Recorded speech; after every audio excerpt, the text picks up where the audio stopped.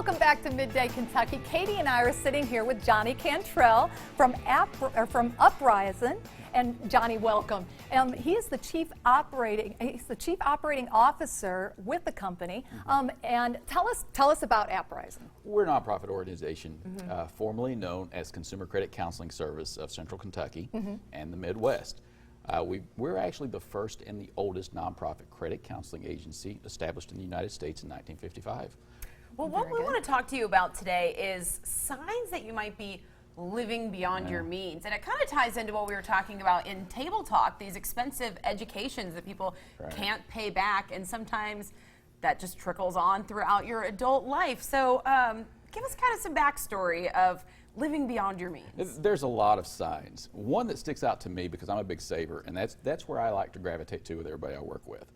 If you have an inability to save for any type of emergency, you just can't put anything back, there might be a problem. Yeah. If you have threatening calls from creditors at work, at home, there's probably a problem. But you know what? It's so hard because people really do live paycheck to paycheck now. And what can they do? I mean, when they're just barely scrapping to get by, I mean, how much should they start to try to save when their paychecks are so small? You know, you're exactly right. A lot of people, many people do live paycheck to paycheck. But when I sit down with them and we start evaluating their situation and analyzing it, they don't have to. It's discipline. A lot of it is discipline, and a lot of it is just taking the time and prioritizing, I want to work and live within a budget. And so you're saying that if they take that, even if it's a small amount, you know, that they think isn't, you know, going to add up to anything, but over time that small amount is going to, and they're not going to miss it in their paychecks as much. Is that what you're kind of saying? That's exactly right. You have to start somewhere. You know, I'm much older now, but I started when I was, 19, 20 years old in the Air Force. Sometimes it was just $5 a month, $10 a month, but it started it become habitual for me. And as you see it grow, you want to do more. Right. But you know, it's not fun, it's not glamorous. You guys do a fun show here, and I'm the least glamorous person ever to go on the show. But because finances are not fun. Important stuff. Talk to us about managing your debt. How can you pay down your debt while continuing savings? Where's the balance there? Again, prioritizing your budget. Okay. Pay yourself something like you're a creditor. Oh, okay. You have to list yourself on the budget. If you're not listing yourself on the budget, everything else is paid, your obligations are met, and then you say, I have some spending money, let's do something fun. Pay yourself like you're a creditor. Interesting. Oh, wow. Okay, so what about credit cards? Talk to me about credit cards, because I have a few of those.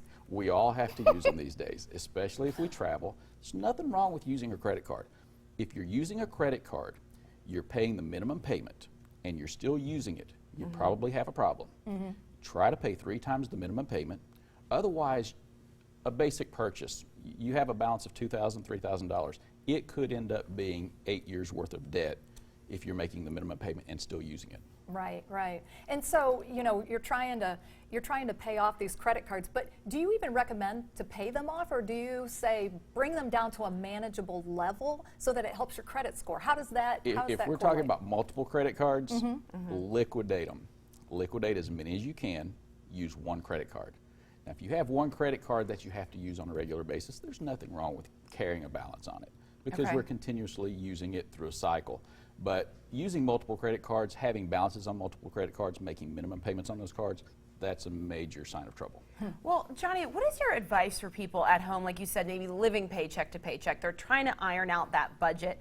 Do you have any resources that people can go online or look at? Yeah, check out our website at uprising.com or give us a call. We have a lot of different resources, educational resources. We can sit down free of charge, confidential, over the phone if you like, online if you like, and go over it and show you how to get to that starting point and analyze your situation. And that's what I really wanted to bring up. Since you are a nonprofit, people at home, you'll sit down and help them with the budget, and it's free. Absolutely. Oh, that's and fantastic. confidential. That's Anyone wonderful. should take advantage of that for sure. Thank you so much for being here with us.